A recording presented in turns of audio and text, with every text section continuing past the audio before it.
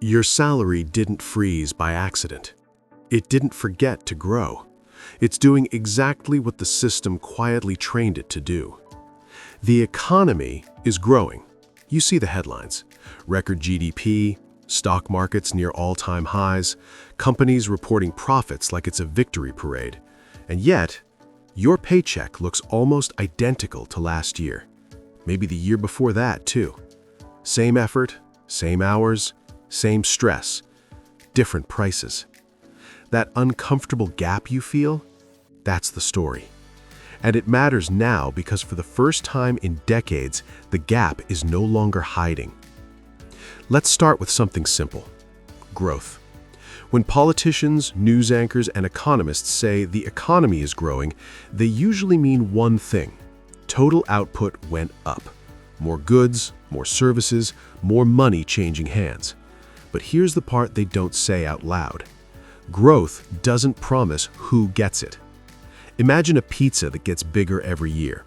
Sounds great, except the slices are not automatically resized. Some people get thicker slices, some get crumbs. Some just get the same slice while the plate gets more expensive. Now rewind a few decades. From roughly the 1950s to the late 1970s, something unusual happened.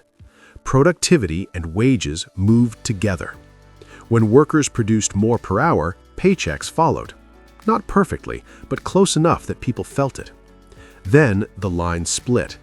Productivity kept climbing, wages didn't. This is where most explanations get boring, so let's not do that. Instead, picture the economy as a company, a massive one, with millions of employees. For a long time, raises were tied to performance. Do more, get more. Then, slowly, quietly, the rules changed. The company didn't stop making money. It stopped sharing it. One reason is globalization, not the scary version, the practical one. Suddenly, your job wasn't competing with the person next door. It was competing with someone across the planet who could do similar work for less. That doesn't mean you became worse. It means your leverage shrank. And leverage is everything in salary negotiations. Another reason is automation. Machines didn't just replace jobs, they changed the threat behind the table. When an employer knows a task can eventually be automated, raises become optional, not urgent. You're valuable, just not irreplaceable. But the biggest reason is more uncomfortable. The economy started rewarding ownership more than work.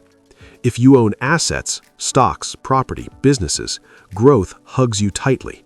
If you sell labor, time, skills, effort, growth keeps its distance.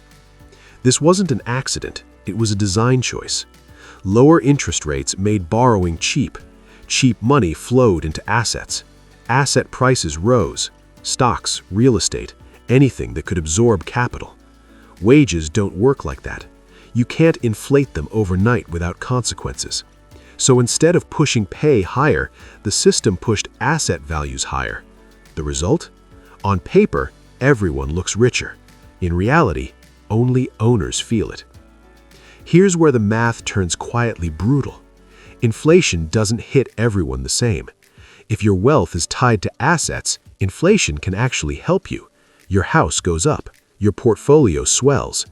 If your wealth is your paycheck, inflation is a tax you can't negotiate. So even when wages rise slightly, prices often rise faster. Your raise exists, it just doesn't survive the year. And then there's the stat that explains everything but rarely gets airtime. Most people don't get raises. They get raises when they switch jobs. That tells you something important. Wages aren't designed to grow smoothly. They jump under pressure. Which means if you stay put, loyal, reliable, predictable, your salary stays predictable too. Now zoom out.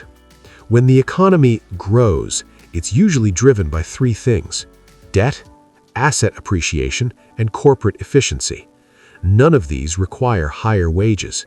In fact, higher wages often make growth look worse on paper, so the system quietly avoids them.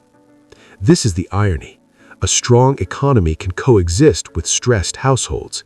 Rising markets can live alongside stagnant paychecks. growth can happen without relief.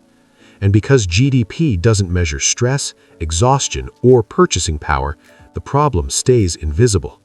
Until it doesn't. When people stop believing the system works for them, they don't stop working. They stop trusting. They delay families. They avoid risks. They disengage. That's when growth becomes fragile. So the next time you hear that the economy is doing great, ask a different question. Great for whom? Because if growth doesn't reach wages, it doesn't feel like progress. It feels like being left behind, very efficiently. And the real question isn't whether your salary will catch up. It's whether the system still expects it to.